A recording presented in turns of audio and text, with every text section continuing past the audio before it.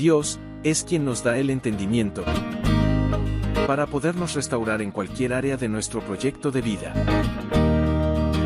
Y así poder crecer, conociendo cuál es nuestra bendición y podernos afirmar, rindiéndonos ante su única verdad que es su palabra, para tener o aumentar la verdadera fe.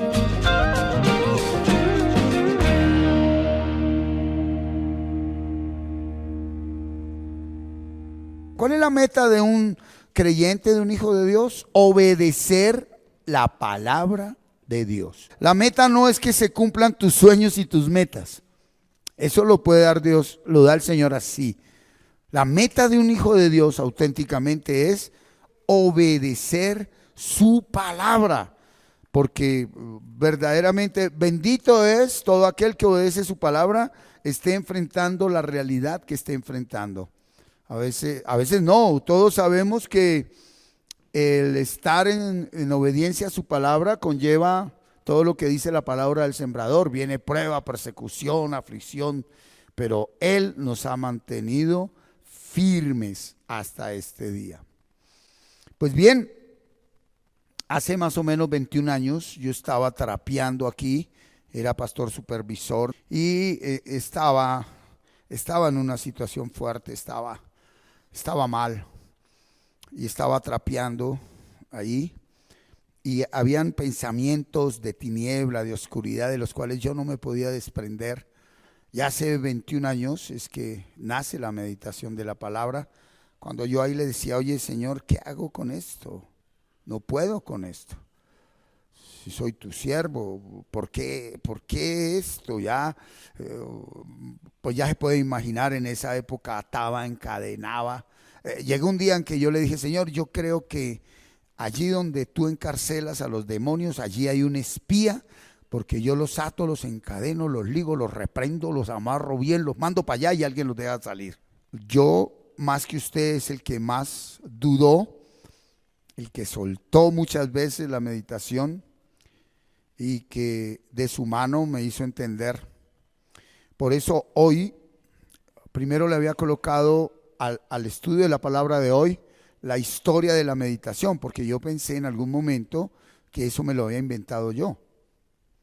Soy sincero, yo dije, esto es un invento mío, que la meditación, que repetir un versículo, esto me lo inventé yo. ¿Por qué? Porque yo le fui muy sincero al Señor y le dije un día, la única manera que yo crea que tú existes y eres real es que yo viva la palabra. El resto es añadidura. Que se llene una sede con 10,000 personas, que tenga propiedades, que sea famoso, eso lo puede dar Satanás. Lo único que me garantiza a mí que tú estás en mi vida es que yo dé fruto en abundancia y que fruto que permanezca. No es más que un milagro, que sanidades, que se resucitó un muerto. Eso es normal en el reino. Que le coloque un pie a alguien que no lo tiene, eso es normal en el reino. Pero que tú y yo demos fruto es el único sello de garantía que somos hijos de Dios. El resto es mentira de Satanás. Mirad que nadie os engañe. Si nosotros no vivimos la vida en amor, gozo, paz, paciencia, benignidad, bondad, fe, mansedumbre y templanza, y hemos asumido un título de hijos de Dios, estamos en el proceso. No desmayes, pero no te conformes con eso. Que fue que me hizo un milagro, que me dio la casita, que me ascendieron, que me curó un cáncer, que cambió a mi marido, que cambió eso. Eso es normal en el reino. Eso hace parte del reino. Lo único que nos hace hijos de Dios es llevar fruto y fruto en abundancia, porque es la única manera como glorificamos al Señor. Por eso el estudio de palabra que vamos a realizar hoy por las Escrituras es el por qué y el para qué de la meditación bíblica, porque esa es nuestra bandera, meditar palabra. El por qué y el para qué de la meditación bíblica. ¿Cómo dice el versículo de hoy? Vamos a meditarlo. ¿Cómo dice? Porque yo, el Señor tu Dios, te tomo de la mano y yo soy el que te dice, te ayudaré, no tengas miedo. ¿Cómo tomó de la mano Dios a la humanidad? Cuando el Espíritu Santo mora en nosotros. El que nos tome de la mano no es que nos dé lo que queremos, no, que usted esté convencido y dice, Espíritu Santo, tú vives en mí. Y dice, yo soy el que te dice, yo mismo te digo que me dice, yo te ayudaré. ¿Cómo me ayuda? ¿Quién es el ayudador, el consolador, el paráclito? El Espíritu Santo. Y dice, no tengas miedo, porque el perfecto amor echa fuera el temor. Cuando Él permite que demos fruto, cuando nos permite amar al que no nos ama, amar al enemigo, amar al que nos persigue y nos ataca, ahí se van los miedos. El miedo está en la vida de alguien que no ha sido perfeccionado en el amor. No desmayes, sigue, ¿ok? Sigue. Está siendo perfeccionado para que llevemos fruto de amor. Vamos a mirar el libro de los Salmos 127.1. Todos lo sabemos. ¿Cómo dice? Rosita, ¿cómo dice 127.1? Si el Señor no edificare la casa, en vano trabajan los que la edifican. Si el Señor no guardare la ciudad, en vano vela la guarda. O sea, si el Señor no es el que está construyendo nuestro proyecto de vida, si el Señor no es el que guarda lo que Él nos dio al construir un proyecto de vida, muchos proyectos de vida tienen que ser derribados, destruidos totalmente, porque no los construyó Él. No los construyó Él. Un matrimonio muchas veces tiene que ser desbaratado totalmente, porque fue construido ¿en qué? En emociones, en sentimientos, en pasiones, en cosas externas, en regalitos, en te quiero mucho, pero no en el amor del Señor. Y yo quiero decirte que sin importar, y hablo en el nombre de Jesús, por el Espíritu Santo que mora en nosotros, que sin importar cómo esté tu construcción hoy, derribada, a punto de derribar, derribándose, o sólida, firme, tú y yo somos propósito de Dios. No tenga miedo, no tenga miedo, no se preocupe por lo que esté viendo, no se preocupe, ocúpese de permanecer en Él. ¿Estamos, iglesia? Lo primero que tenemos que entender es qué significa meditar. Lo busqué en un diccionario de la lengua castellana y conforme a la palabra. Meditar, a ver, ¿qué es meditar? Dice la lengua castellana, de donde viene nuestro lenguaje, idioma. Meditar es pensar atenta y detenidamente sobre algo. Pensar atenta y detenidamente sobre algo. Venga, según eso, ahí es donde fallamos, porque pensamos que meditar al Señor, mi pastor, no me falta el Señor, mi pastor, no me faltará. Lo tenemos aquí, pero nosotros estamos atentos y detenidos en otras cosas. Entonces la meditación es estar atento detenidamente al versículo que está acá. Ahí se está meditando. Es leer la Biblia atenta y detenidamente. ¿Qué estoy diciendo? ¿Qué estoy diciendo? ¿Qué estoy diciendo? No a las carreras. Por eso nos dijo, cambie su horario de lectura de Biblia. Si lo que está haciendo es estar ahí. Jesús subió a la barca y se fue con sus discípulos, todavía estaban navegando cuando se derrotó. ¡Bájele al tinto! Tiene una tormenta, que le baje al tinto. En la barca mientras me tocó a mí. Usted no está haciendo nada, hermano. Después dice, Señor, bendíceme. Señor, ayúdame. Dice, pues si yo ya te bendije, yo ya te ayudé, yo ya te di todo. Tú eres el que me rechazas, porque para ti es más importante cualquier cosa que la libertad y salvación que yo te di en mi palabra. Entonces, lo primero es que es estar atento y es reflexionar a fondo, ¿sí? Ahora, mira este otro significado. Práctica de la mente y el cuerpo. Esto es profundo. Cuando usted medita, el cuerpo está atento a lo que usted está pensando. Hoy vamos a entender algo muy profundo. Práctica de la mente y el cuerpo por la que una persona enfoca su atención en algo, en un objeto, una palabra, una frase o aún en la respiración, que es la meditación oriental, ¿verdad? Para reducir al mínimo pensamientos o sentimientos que distraen o causan tensión, malestar o estrés. Meditar nos hace libre del estrés. Meditar nos hace libres de la preocupación, del afán, de la ansiedad. Por lo cual te voy a decir, una meditación consciente y profunda sana cualquier enfermedad. Entonces aquí dice, ese pensar atenta y detenidamente sobre algo, una persona enferma que no tiene la revelación de la verdad, ¿qué es en lo que piensa atenta y detenidamente? En su enfermedad a toda hora. Me voy a morir, estoy el médico dijo, y el médico dijo, y me dieron esta pastilla y esta no me funciona. Te moriste.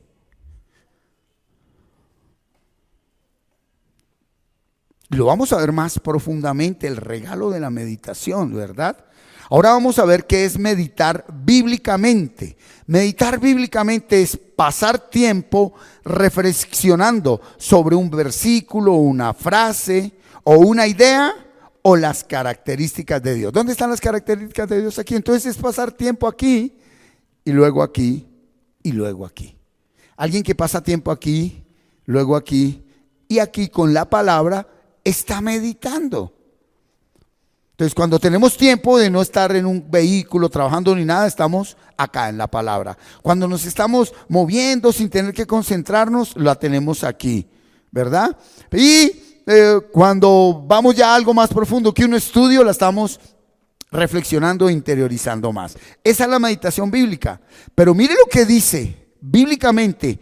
Es un proceso, o sea, no es un suceso. Meditar no es de que cogí yo y el Señor es mi pastor, nada me faltará. Listo, hoy ya me va a ir bien. No, es un proceso, es constante. Es constante. Es un proceso donde abrimos nuestras mentes para recibir la revelación del Espíritu Santo. La meditación es el proceso, es la llave que abre la mente que está cerrada por las tinieblas para que el Espíritu Santo me revele a Jesús y al Padre. La meditación es la llave que abre la puerta del reino. La meditación es la que nos conecta con el reino. ¿Sí? La meditación de la palabra. Entonces, quiero decirle algo. Todo ser humano practica la meditación de una manera consciente o inconscientemente. Todo ser humano practica la meditación de una manera consciente o inconscientemente. Vamos a ir a Mateo 24, 37 y 44. Mira lo que dice Mateo 24, 37 y 44. Mas como en los días de Noé, así será la venida del Hijo del Hombre. Míralo acá. Porque como en los días antes del diluvio estaban, ¿qué? Comiendo y bebiendo, casándose y dándose en casamiento. Hay un hasta para todo lo que hacemos fuera de la presencia de Dios. Hasta el día en que Noé entró en el arca y no entendieron hasta. ¿Cuándo fue que entendieron? Cuando ya no hubo nada que hacer. Era verdad. Era verdad. Eso no era de Martín. Era verdad que había que meditar. Hagan lo que quiera, pero fundamentado en la meditación. Su palabrería, dijo en Mateo 6, no sirve para nada delante de Dios. Toda esa palabrería con la que usted ora no sirve para nada.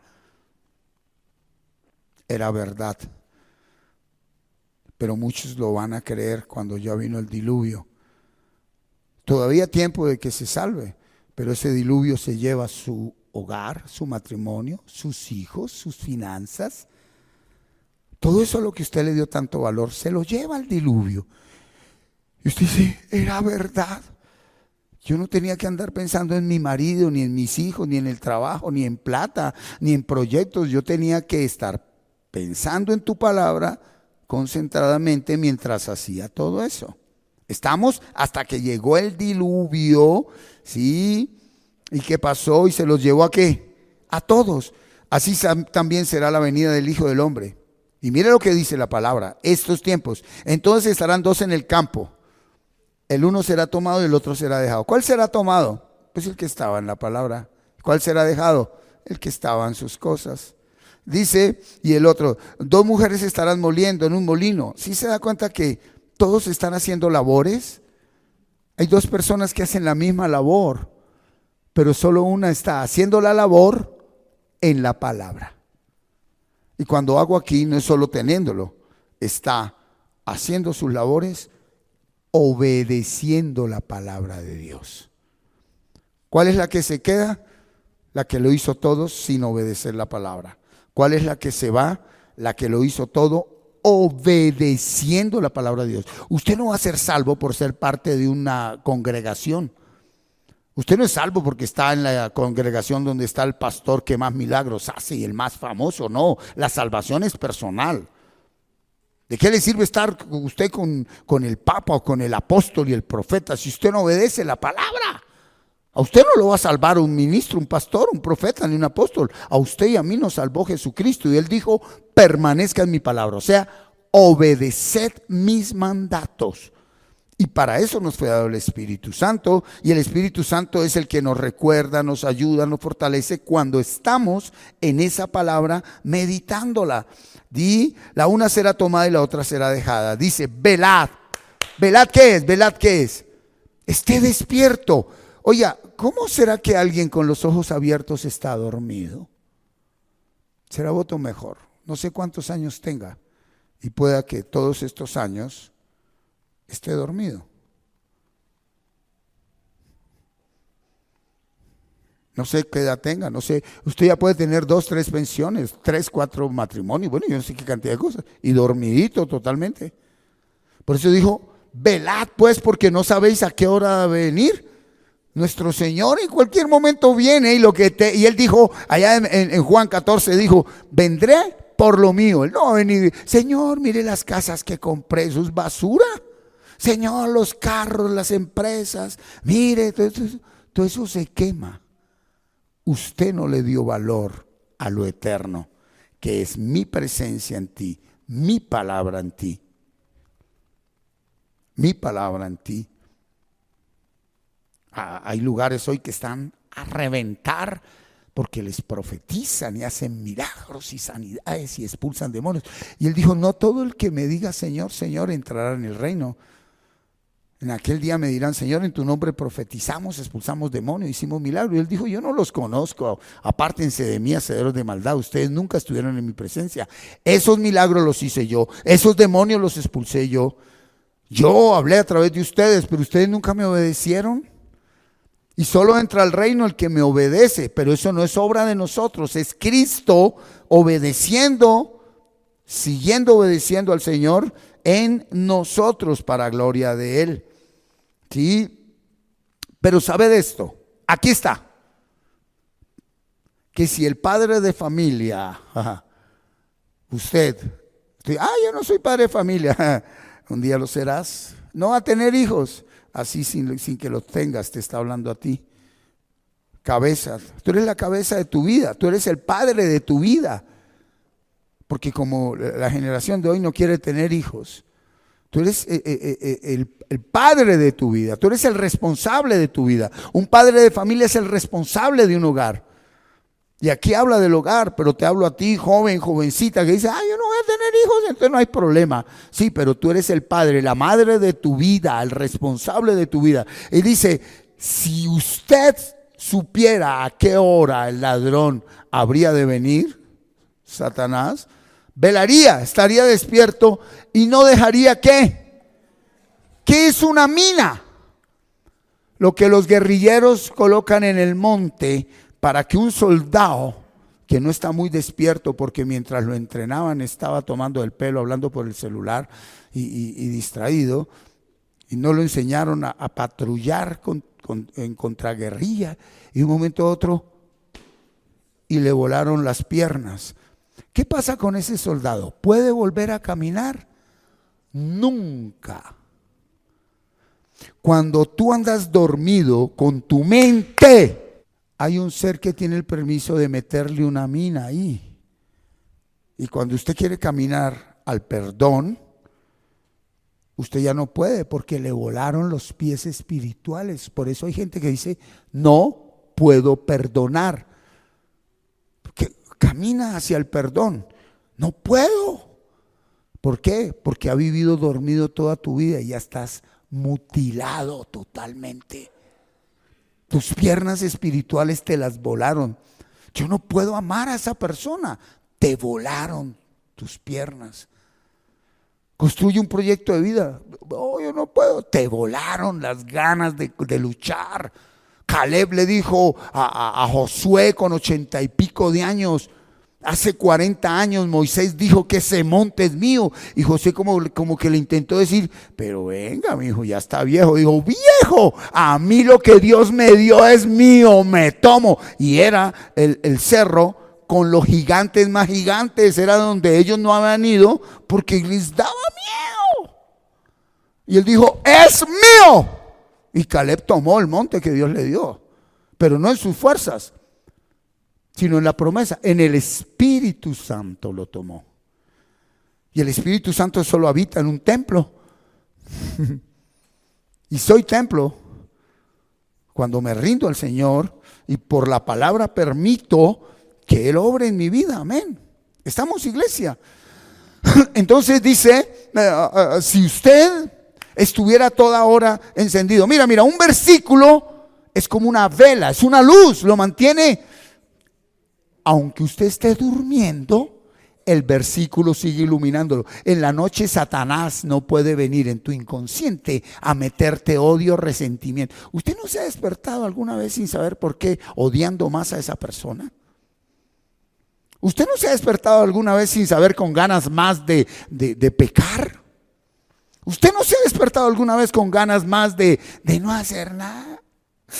¿Dónde estás? Siempre he estado aquí. Usted es el que no quiere estar en mí.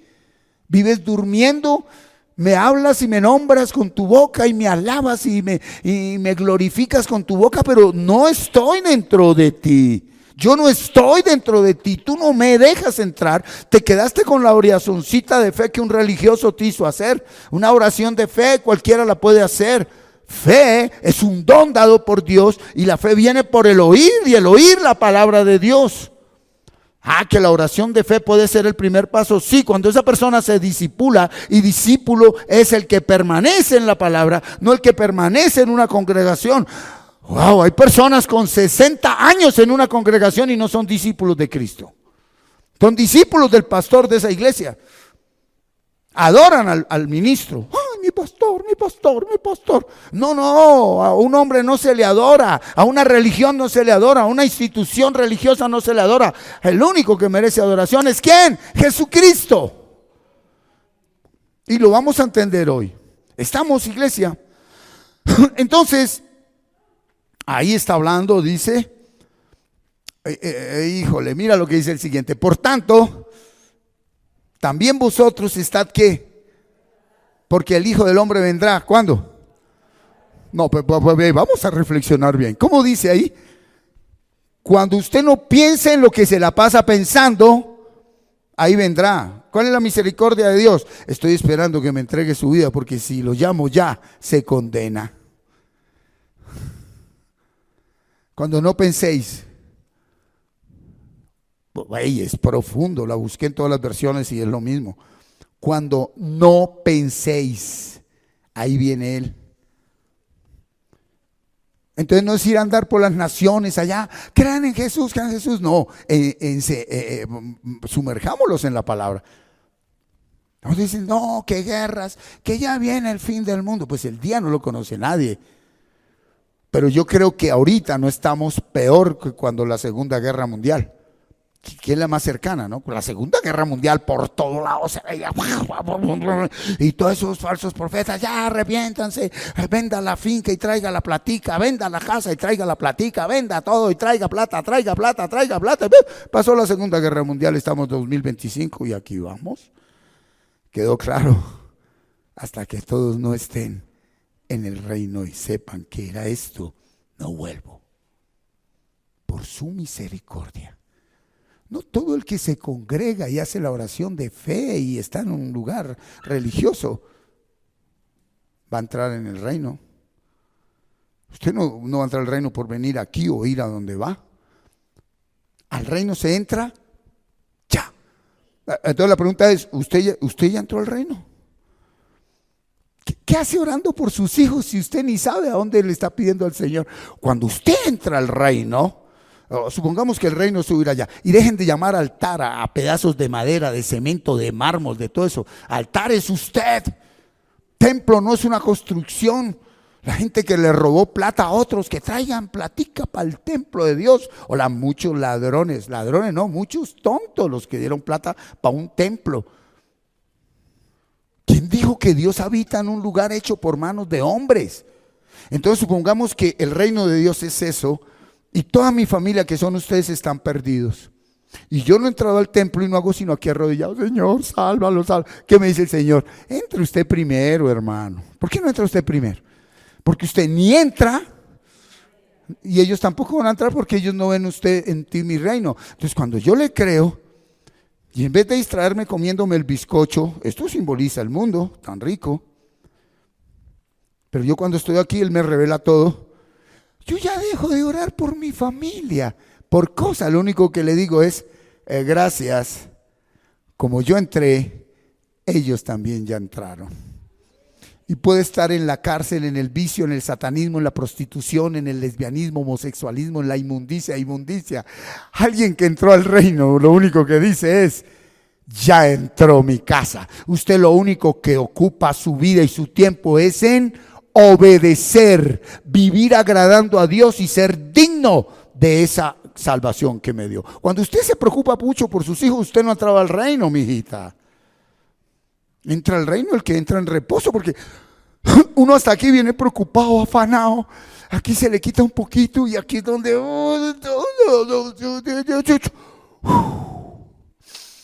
¿Qué es eso? Ya usted no tiene apego a las cosas materiales, no tiene apegos emocionales, no tiene apegos sentimentales. Usted, si el Señor le dice, dame todo lo que te di en la tierra, toda esa basura, yo quiero estar aquí. Dios mío, solo una cosa te pido, solo una cosa deseo. Déjame vivir aquí siempre para contemplar tu hermosura y buscarte en oración. Y pues cuando vengan tiempos difíciles tú me darás protección. Me esconderás en tu templo. Ninguno puede tocar a alguien que está en el templo. En el templo, no en un lugar físico, no en una creencia, no en una religión. El templo es usted. ¿Cómo será que usted no está en usted? ¿Dónde estás? Sigue haciendo la pregunta. ¿Dónde estás? ¿Dónde estás? ¿Dónde estás? ¿Dónde estás? Y entonces dice, allí donde esté tu tesoro, allí donde está lo que para ti tanto vale, allí estás tú. Por eso le dijo al primer hombre que le dio fe, ¿qué le dijo? Abraham, a ese hijo que tanto amas. Para mí esa palabra, viniendo de Dios, es una palabra sarcástica. Como que, a ese que dices que amas, mátalo. ¿Por qué? Porque ese amor que le estás dando no es el mío. Con ese amor que tú le das sin ser el mío, lo estás matando aunque tu hijo siga vivo. Con esa idolatría a tus hijos, con ese amor carnal a tus hijos. Por eso un padre termina sufriendo y una madre tanto por los hijos, y los hijos terminan siendo como cuervos que le sacan los ojos, porque el hijo llega a una época en su vida donde dice, usted a mí nunca me amó, me dio cosas, pero usted a mí nunca me amó, usted nunca me mostró a un Jesús. Usted me idolatró y me apartó de Dios y usted no entró ni me dejó entrar. El que idolatra a un hijo, el que idolatra a su cónyuge, el que idolatra las cosas materiales, todo eso se nos dio para honrar a Dios, para administrarlo, para compartirlo, no para despilfarrarlo. La idolatría es abominable a nuestro Señor. Pero dijeron que idólatras eran los católicos por estatuas. No. Pues sí es un tipo de idolatría, pero la idolatría más grande es la que cuando metimos algo o alguien aquí, que es el lugar que le corresponde a quién, a Dios. Y entonces dice, por tanto también vosotros estad preparados, porque el Hijo del Hombre vendrá a la hora que ¿qué? ¿En qué tanto se la pasa pensando? Sí. Entonces, la meditación bíblica, tome nota, es la herramienta que Dios nos dio para permanecer despiertos en su presencia hasta que Cristo vuelva. La meditación bíblica es la única herramienta que tenemos para estar despiertos. Aunque estemos durmiendo, vamos a estar despiertos. Después de que usted entrenó su mente, reeducó su mente, sometió su mente a que solo piense palabra de Dios. ¿Ustedes han visto las neveras que dicen solo productos Coca-Cola? Ahí no puede meter Postobón. ¿Han visto las neveras de Postobón? ¿Qué dice? Solo productos Postobón. ¿Usted no ve el letrero que dice aquí solo palabra de Dios? Hasta ciegos nos hizo el pecado. Aquí dice solo palabra de Dios. Solo palabra de Dios. Entonces, cuando yo me la paso pensando más en algo o en alguien, ahí es donde está mi tesoro. Y Dios es el único celoso. Tú sabes que los celos humanos, Nubia, ¿por qué miro allí? Nubia, ¿por qué no sé? Yo sufrí la enfermedad psiquiátrica de la celotipia. Escúchame, los celos no son amor. Los celos no es que venga y obedezca la palabra de Dios. Los celos son del demonio. Es una enfermedad psiquiátrica y espiritual. Yo caí en esquizofrenia de segundo grado debido a los celos. El siguiente nivel, cuando uno persiste en los celos, que le hace daño a una persona, es que vienen demonios de alto nivel y desconectan tu cerebro. Hace 22 años, esquizofrenia en segundo grado, el más alto nivel de locura. ¿Por qué? Porque mi nivel de pecado, antes de yo conocer a mi esposa en Bogotá, era un hombre muy pecador en el área sexual. Y cuando yo conocí a mi esposa, todo el pecado de información, de desorden sexual que traía en mi mente, lo veía en mi esposa. Entonces yo veía en ella lo que yo traía en mí. El único que es celoso es Dios.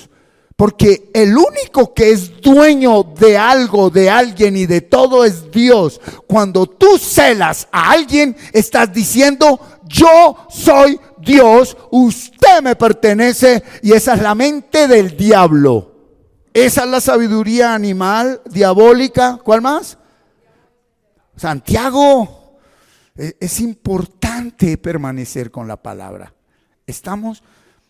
Los celos son la naturaleza de Satanás en un hombre o en una mujer, porque el único que tiene los celos verdaderos, ¿quién es? Es Dios.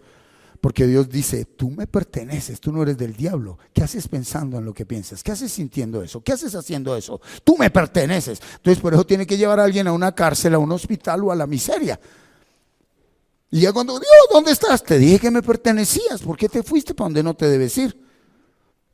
Te dije que me pertenecías. Soy celoso. A ti no te puede ver nadie. A ti nadie te puede amar, porque el único que ama soy yo. Y tú no digas que amas a alguien, porque el que te ama a ti soy yo. Ah, que yo a través tuyo puedo amar a otro. Sí, pero no eres tú, soy yo. Él es celoso, Diga: mi papá es celoso. Pídale perdón a Dios. Porque esa es la naturaleza de Satanás. Eso no es amor. Eso no es cuidar a una pareja. Eso es creerse Dios. Y eso viene por la inseguridad de no tener la identidad verdadera. Muy bien. Entonces la meditación bíblica consciente, es la herramienta que Dios nos dio para permanecer despiertos en su presencia hasta que Cristo vuelva. Y vamos a ver la historia de la meditación, porque yo pensé que la había inventado. No. ¿Sí? Mire, Génesis, ¿cuál fue el primer hombre que meditó la palabra de Dios? Isaac, bíblicamente demostrado, míralo. Génesis 24:63. Y había salido Isaac, ¿a qué? Ok, pero si ahí no existían Biblias, no existía la ley. Cuidado que aquí viene una revelación grandísima. No existían Biblias, no existía un versículo, no existía la ley. Isaac tenía la palabra porque su papá Abraham se la había transmitido oralmente. Entonces, ¿en qué meditaba él si él fue el primer hombre que meditó? Cuando salió al campo a la hora de la tarde, alzando sus ojos miró, y aquí los camellos que venían, ¿con quién? Rebeca, que también era que estéril, venía pedida por su papá, y aquí dice que estaba meditando allí en el campo a la hora de la tarde, y alzando sus ojos miró. ¿Por qué les digo que no estaba meditando en la esposa que Dios le daba? Porque él no sabía que su papá había pedido. La palabra de Dios no dice ahí que le dijo esa. Él le dijo a Elíasar, su esclavo, le dijo, venga, va y me trae la esposa de mi hijo. Él no sabía. Entonces, ¿en qué estaba meditando? Hay una meditación que es la meditación de contemplación. Y es en la naturaleza. Cuando usted medita en la naturaleza, cuando escucha la cascada de un río, cuando las flores, los árboles, los valles, esa es la creación de Dios, esa es palabra viva. Esa es palabra viva. Ahorita nosotros los centros comerciales y las navidades nos ponen a contemplar qué si no estamos meditando. Luces y cosas externas. Ahora sí tienen la respuesta. ¿Y por qué los campesinos no se enferman y viven 100 años? Porque ellos sin saberlo han meditado en la presencia de Dios. En los árboles, en los ríos. Hay campesinos que en la sabiduría divina les decían, ay, tengo un dolor muy fuerte. Vaya su merced, siéntese al lado de la quebrada y escuche ahí el chorro, escuche el chorro. Y no piense en nada, solo escuche el chorro y ese chorro se le lleva el dolor. El que tenga oídos que oiga. Porque cuando usted medita se hace uno con lo que medita. ¿Por qué vienen los celos y la idolatría? Cuando usted piensa mucho en su cónyuge, usted se hace uno, pero no en Cristo Jesús. Se hace uno es en la carne. Por eso, ¿con quién estará? ¿Se iría para un motel? ¿Estará con la amante otra vez? No. Entonces cuando usted medita en la naturaleza, pero naturaleza, no en la matica ahí que tiene en el patio y allá escuchando la telenovela, porque usted está mirando la matica pero escuchando la novela. No, cuando usted va y se mete al monte, ¿sí? Pero no como idolatría ni como brujería, no, meditando sin pensar. Y ahora nosotros con un versículo aquí en medio de la naturaleza. Eso estaba meditando Isaac. Fue el primero que practicó la meditación por revelación. Fue el primero que practicó la meditación por revelación. Y vamos avanzando. Entonces, mira, Isaac fue el primer hombre que practicó la meditación. ¿En qué meditaba? En esa naturaleza que Dios le había dado, ¿cierto? Pero aquí hay algo importante. ¿Cuáles fueron los hijos de Isaac? Jacob, el menor, y Esaú, el mayor, que quien tenía que tener la primogenitura era Esaú, pero Dios desde antes de la creación se la dio a Jacob. Jacob también meditó. De una manera incorrecta, no, en TLA. Vamos a verla en TLA. TLA, Génesis 37, 10 y 11, por favor. Dice, cuando José, el nieto de Isaac, hijo de Jacob, que era hijo de Isaac, les contó este sueño a su padre y a sus hermanos, su padre lo reprendió. ¿Se acuerdan del sueño de José? ¿Ok? Y le dijo, ¿qué clase de sueño es ese? ¿Qué quiere decir? ¿Qué quieres decir que tu madre y tus hermanos y yo mismo vamos a ser tus esclavos? Y sus hermanos le tenían ¿qué? Pero su padre trataba de ¿qué? Entender el significado de sus sueños. Cuando tú meditas la palabra, entiendes el significado de las cosas. Colócamelo en Reina Valera. Colócamelo en Reina Valera, por favor. Y sus hermanos le tenían, le dice, y lo contó a su padre. Bueno, déjalo ahí, sí. Y sus hermanos le tenían envidia, ¿sí? Mas su padre, ¿qué hacía? Entonces él no es, se queda quieto y el Señor es mi luz y mi salvación. ¿De quién temeré? Y se queda solo con ese. Señor es mi luz y mi salvación. ¿De quién temeré? Cuando usted de pronto dice, entiendo. Y se te va el miedo. Pero si tú te quedas con la realidad, con el problema, con la situación, nunca vas a entender nada. Si tú en vez de celar a tu pareja, colocas un versículo acá, te das cuenta que es mentira todo lo que Satanás te está diciendo. ¿Por qué viene un feminicidio? ¿Por qué un hombre mata a una mujer? Porque un espíritu inmundo te obligó, te sometió a pensar las porquerías que piensas de tu esposa o de tu esposo. Terminas matándolo o matándola. ¿Debido a qué? A que no hay meditación de la palabra. Y entonces vemos cómo Jacob, hijo de Isaac, nieto de Abraham, también practicó la meditación. Ok, vamos a entrar a lo profundo. En Reina Valera, Salmos 119, 97. ¿Cuántos lo saben? Cuánto amo yo tu palabra, todo el día es ella mi meditación. Cuánto amo yo tu palabra, todo el día es ella mi meditación, dice el salmista. Entonces, oye, mira aquí. La meditación bíblica, consciente o inconsciente, cuidado, ve acá, venga acá. Muestra lo que una persona quiere, desea, anhela o ama verdaderamente. Porque usted no puede estar con un versículo en su mente, porque usted todavía no ama la palabra de Dios. Eso en lo que tanto piensa es lo que usted verdaderamente ama. Ahí tiene el paquetico. Alguien dirá, ¿cómo así? ¿Yo amo mi enfermedad? Sí. Usted con la boca le dice a Dios, Dios, quítame la enfermedad, pero con su ser interior, sin saberlo y sin quererlo, ama su enfermedad. Señor, sácame de esta pobreza. Usted con la boca le dice a Dios que sácame, pero usted internamente está diciendo, amo la pobreza en la que vivo, amo la miseria.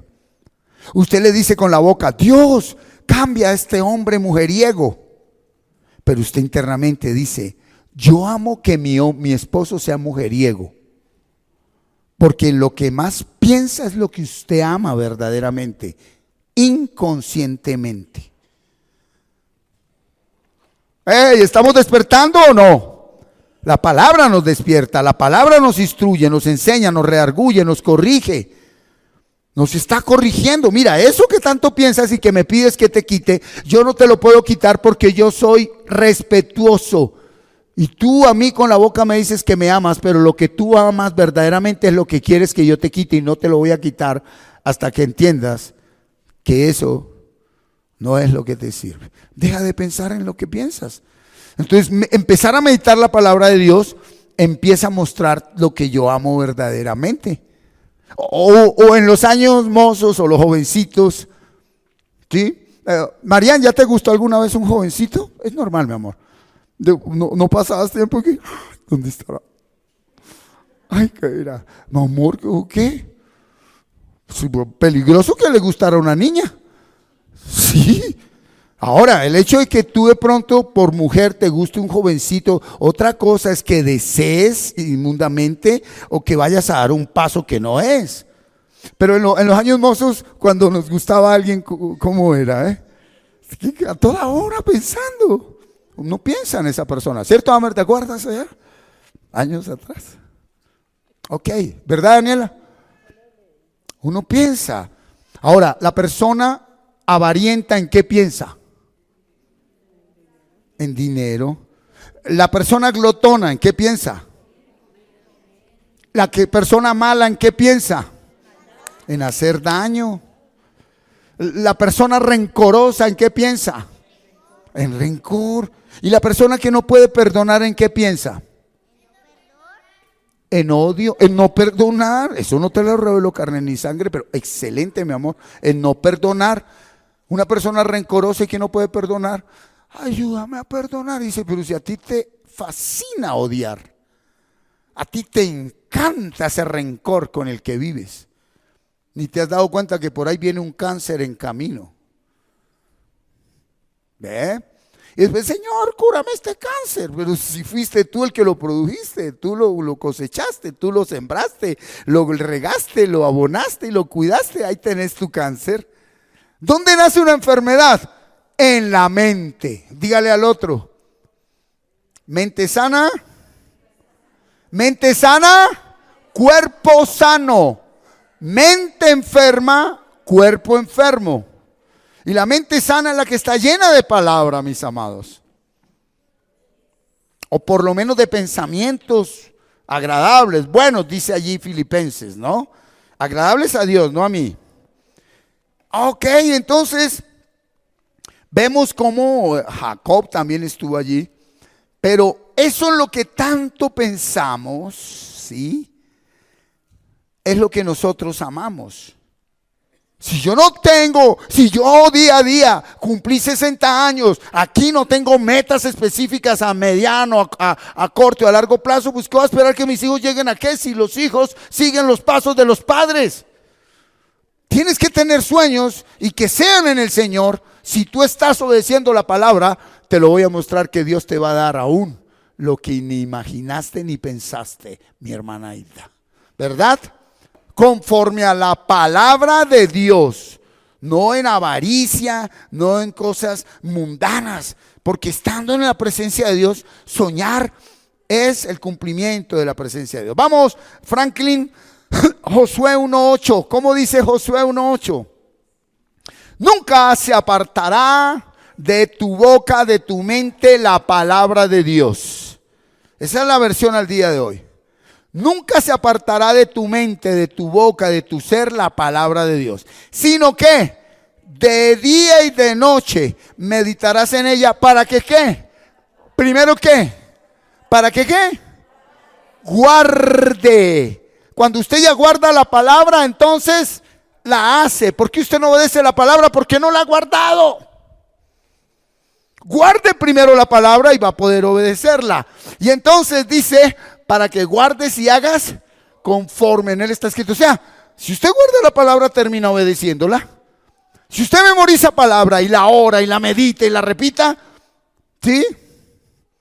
Si usted en vez de pensar en la enfermedad, piensa en la sanidad, ¿cómo termina? Según la palabra de Dios, ¿cómo termina usted?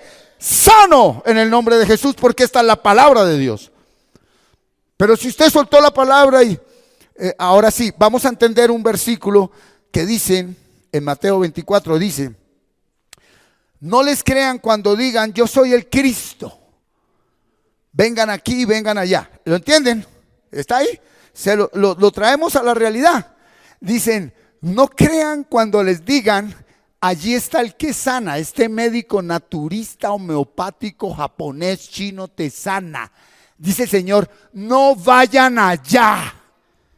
No busques libertad donde hay esclavitud. No busques sanidad donde hay enfermedad.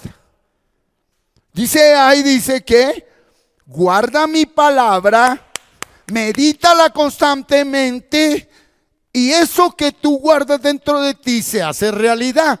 Si es de enfermedad, soy el único que sana, dice el Señor. Si es de lo que sea, soy el único que lo doy. Ahora que ya en un proceso íntimo con Dios, muy íntimo, el Señor te diga, para tratar tu carácter y cosas que desconoces, yo te voy a sanar a través de un proceso médico, amén, pero te sana. ¿O no duró la mujer del flujo de sangre? ¿Cuántos años llevaba enferma? Había ido a todos los médicos, hasta que creyó en Jesús y tocó el borde de su manto, tocó solo un versículo y quedó sana. Ni siquiera Jesús lo habló ni nada. Es mi fe que transformado yo seré, cuerpo, alma y espíritu. Es fe y la fe es palabra. Entonces mire, yo les estaba preguntando, ¿cuál es tu sueño, tu meta? Alguien puede decir, ser sano, ser libre de esto que estoy viviendo, que eso no lo compartimos. ¿Qué sacas tú con todo lo que soñamos? si no buscamos primero el reino de Dios y su justicia, que todo eso vendrá por añadidura. Busca primero el reino de Dios. Entonces, mira este versículo, dice, para que guardes y hagas conforme a lo que está escrito, decía la palabra, porque entonces, ¿qué pasa? ¿Qué pasa? Harás que prosperar va más allá de dinero. Prosperar es avanzar. Hará que tus sueños, tus metas, tu trabajo, tu hogar, tu familia avance, y entonces todo te saldrá bien. ¿Y cómo empezó? Meditando la palabra. Meditando. Entonces, ¿querés dinero? Medita la palabra. Porque la palabra te va a sanar la avaricia. Y cuando venga dinero, ese dinero no te va a destruir. ¿Querés un buen cónyuge? Una buena, porque estás soltero. Usted ya está casado. No diga, ay, sí, yo quiero. Por eso, al meditar la palabra, lo que tú sueñes va a ser alineado con los sueños de Dios y se van a cumplir. Así que vamos a sumergirnos. Ahora sí estamos entendiendo el por qué y el para qué de la meditación de la palabra, ¿cierto, iglesia? Ok, mira esto tan lindo. Mira, te voy a hablar de la historia de esta parte. Cuando Dios le va a entregar a Josué lo que le prometió a Abraham, la tierra prometida, lo único que le pide es que practique la meditación bíblica constantemente, y así lo haría prosperar y vencer a los enemigos que va a enfrentar. Está aquí atrás del río Jordán y van a entrar a una tierra tremenda donde fluye leche y miel. Y son una parranda de campesinos y pastores de ovejas, y van a enfrentar ejércitos. ¿Y sabe qué le dice el Señor? Le dice el Señor, bueno, te voy a mandar a una academia de jiu-jitsu y usted aprende karate, kung fu, y va y me lo enseña todo. Le dijo, lo único que te pido es que mientras yo te entrego todos esos enemigos, usted permanezca con la palabra en su mente y en su boca. Y ahora se lo va a demostrar mejor. Usted quiere vencer al enemigo interior, medite palabra. Usted quiere ver vencido al enemigo exterior, medite palabra. No has querido tomar en serio la meditación de la palabra. Cada 8 días el Señor se la recuerda a través del pastor Martín, pero usted entre semana no la toma en serio. Usted entre semana está pensando otras cosas. Y después el malo es el pastor Martín. Como habló de duro, que es que yo no puedo prosperar, yo no puedo salir adelante, mi hogar no cambia, porque usted tiene la medicina ahí, no se la toma. Tómese la medicina. Tómese la medicina. Entonces, como no se la puede tomar, es porque usted tiene sus ojos y su corazón donde no debe estar. Se casó con una persona, pero no con Jesucristo. Y hay gente que se casó con la enfermedad, con la ruina, con la pobreza, con la miseria, con el odio, con el resentimiento. Hay gente que se casó con el pasado. ¡Ey, suéltate de ahí ya! Estamos de cumpleaños, 17 años. Y es el cumplimiento de una promesa. Y a punto de muerte estuve, como para que no dudara. Muerte física y espiritual. Varias veces. Y hoy entiendo por qué. No, porque es que Satanás tenía mucho poder y me iba a acabar. No, me dijo, mira, te suelto un ratico allí con esto, pero date cuenta que quien te entregó esto, te guarda y te lleva adelante, soy yo. Porque hay momentos donde para avanzar y ser verdaderamente instrumento de Dios, no hay permiso a dudar. Porque vendrán abates. Tan lindo que dice el rey David, dice, puede atacarme un ejército, pero yo no siento miedo. Pueden hacerme la guerra, pero yo mantengo la calma. Esa es la presencia de Dios. Nos van a hacer la guerra. Te han hecho la guerra. ¿Y qué pasa? Se alborotan. Y Dios ahí esperando que usted se esté quieto para él defenderlo. La guerra con los hijos, la guerra con el cónyuge, la guerra con el trabajo, con las finanzas, con la salud, con todo. Entonces es permanecer en esa palabra constantemente, ¿verdad? Y no importa que tú vayas a misa, que tú te congregues donde te congregues, Dios no es religión. Dios no tiene título de católico, evangélico, cristiano. Dios no es un Dios de títulos, Dios es un Dios de vida, y la vida está en su palabra, que es Jesucristo. Amén. Ok, muy bien. Porque es que estos de título evangélico, no nacidos de nuevo, sí que prostituyeron la verdad. Muy bien, entonces, ¿quieres que tus sueños se cumplan? Medite palabra. Medite palabra. ¿Y usted para dónde va, hermano? Que llegó el reino. Alegraos, gozaos, pequeña manada, que a Dios le ha placido darnos su reino. Aleluya. Solo por gracia, por misericordia. Hoy somos una manada pequeña, pero denle tiempo a Dios y por el fruto nos conocerán. Para gloria de Dios Padre. ¿Estamos? Ok, bien. Entonces, veamos que está ahí en permanecer en esa palabra. Estar a toda hora meditando. ¿Cierto? Y ahora vamos a ver algo tremendo. Eso nace es en la persona. ¿Por qué y para qué la meditación? Salmos 1 del 1 al 3. Salmos 1 del 1 al 3. Mira lo que dice. Bienaventurado el varón que no anduvo en consejo de malos, ni estuvo en camino de pecadores, ni en silla de escarnecedores es sentado. ¿Por qué un ser humano no anda en consejo de malos? ¿Por qué no está en el pecado? ¿Y por qué no está en silla de escarnecedores? ¿Por qué? Porque en la palabra de Dios está su delicia y en esa palabra medita día y noche. Porque usted es un chismoso, ambicioso, avariento, pecador, porque usted no permanece en la palabra. Ahí está. Bienaventurado el hombre que no anduvo ahí hablando cosas malas, ni en camino de pecado a toda hora, ni se sienta a chismosear y a murmurar y a juzgar de todo el mundo. ¿Por qué? Siguiente, Franklin, porque en la palabra de Dios se deleita. Y en esa palabra, ¿qué hace? Día y noche golpea su mente. ¿Estamos? Y entonces, ¿será que como un árbol plantado junto a corrientes de agua? ¿Cuáles son las corrientes de agua? Y a los que creen en mí de su interior fluirán. Ese era un árbol plantado en el Espíritu Santo que va a dar fruto en su tiempo y su hoja no cae y todo lo que hace prosperará. Mire lo que me dictaba el Señor esta mañana. La meditación consciente de la palabra de Dios me libra de practicar pecado. 1. Me trae gozo a mi ser interior. 2. Me da las fuerzas para perseverar en mi proceso de obedecer la palabra de Dios. 3. Y 4. Trae prosperidad a mi vida sin ser esclavo del mundo.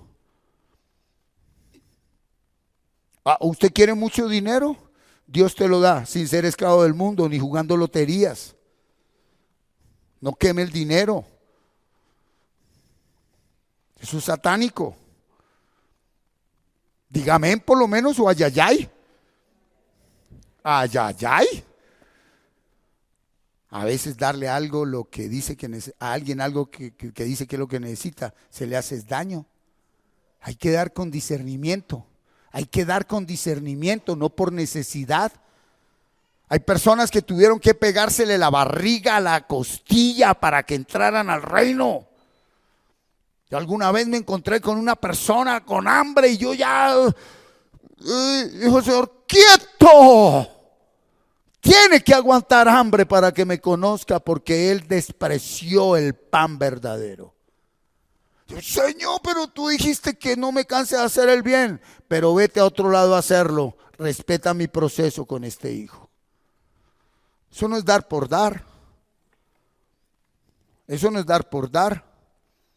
Entonces, el que medita la palabra es libre del pecado, está lleno de gozo, no vive quejándose y murmurando. ¿Sí? Recibe fuerzas para perseverar en su proceso y viene prosperidad a su vida. Y termino con 3 versículos que son poderosísimos. Poderosísimos tremendamente. Salmo 119, 97. Colócalo ahí, por favor. El 97 como dice, el 98 como dice, 98. Me has hecho ¿qué? Que mis enemigos con tu palabra, porque siempre están conmigo. Entonces, ¿usted quiere ser más sabio, más fuerte, más poderoso que el enemigo interior y el exterior? Medite palabra. ¿Por qué no puede con el enemigo interior? Porque no piensa, no medita la palabra, no la obedece. ¿Por qué viene gente de afuera y lo doblega? Porque usted no está en la palabra. Entonces la meditación consciente o inconsciente muestra lo que una persona, cuando yo medito en la palabra, me hace más sabio que mis enemigos internos y externos. 99. Más que todos mis enseñadores he entendido, porque tus testimonios son mi meditación. Me concede el verdadero conocimiento espiritual e intelectual, ¿verdad? Y 100, como dice el 100. Entonces, meditar la palabra me da a tiempo, no antes de tiempo, lo que para otros tardó muchos años. Hay gente que tuvo que llegar a los 80 años. Entendí. Ya no tiene fuerzas para disfrutar. Como me hacía falta el papelito, hombre. Entendí. ¿Qué tal usted ahorita en este momento de la vida con fuerzas decir: entiendo, Señor, voy a sacar mi proyecto de vida, voy a alcanzar mi meta, voy a lograrlo? Pero no somos felices gastando plata y doblegados a Satanás con médicos cuando él dice: yo te quiero sanar naturalmente. Pero naturalmente no es lo que vale, es lo que está en el árbol, y usted coge así y hace: gracias, papá. Lo que sana mi cuerpo es comer de la tierra al plato. ¿Qué es lo que sana el cuerpo? De la tierra al plato. Y entre menos cocimiento tenga, entre menos tiempo esté en el fuego, porque el fuego mata la vida, mejor. Entre más crudo, más vida tiene la naturaleza. Y entre más químicos, todo eso, ya saben, más muerte trae uno. Entonces, muy bien, colóquese sobre sus pies y hablemos con Dios. Colóquese sobre sus pies. Háblele a Dios. Pregúntele al Señor. Háblele al Señor. Háblele al Señor. Vamos, háblele al Señor. Háblele al Señor. Él te ha hablado. Él te ha dicho. ¿En qué te la pasas pensando? ¿Por qué piensas más en el problema? ¿Por qué piensas más en la enfermedad? ¿Por qué piensas más en el pasado? ¿Por qué piensas más en tu error, en tu pecado? Mira que a través de Caín y Abel nos habló de algo tremendo. Dijo: ya no te culpes más. Yo sé que la embarraste, yo sé que estás en adulterio, yo sé que estás en pecado, yo sé que estás robando, yo sé que estás diciendo groserías, yo sé que estás diciendo mentiras. Dice el Señor: pero yo no te culpo, yo no te condeno. Porque cuando tú te culpas y culpas a otros, esa es la casa del pecado. Cuando tú insistes en culparte, ahí vive el pecado. No te culpes más. No te culpes más, ni culpes a nadie. El Señor te está hablando cara a cara. No te culpes más. No culpes a nadie en el nombre de Jesús. Sea el pecador que sea. Te hizo lo que te hizo porque lo colocaste como un ídolo. No culpes más a nadie, menos a tus hijos. Y no te culpes a ti mismo, dice el Señor. Vamos, levántate. Levántate. Y sumerjámonos en la palabra. Vamos a sumergirnos en esa palabra. ¿Por qué no le pides de corazón al Señor? Pidámosle al Señor que nos permita sumergirnos verdaderamente en esa palabra. Y eso que tú quieres que se vaya, no se va. Porque tú amas que eso esté en tu vida y en tu hogar. Tú amas el pecado que hay en tus hijos, porque tú ni te amas ni amas a tus hijos. Porque tú vives pensando es en ese pecado y en ese problema.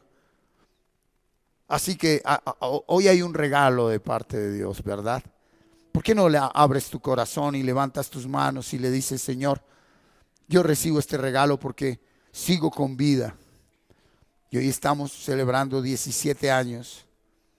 Y en estos 17 años que celebramos, Señor, aunque tu iglesia es eterna y nosotros somos eternos, pero cumplimos 17 años de ministerio, recibo el regalo de empezar a sumergirme verdaderamente en tu palabra.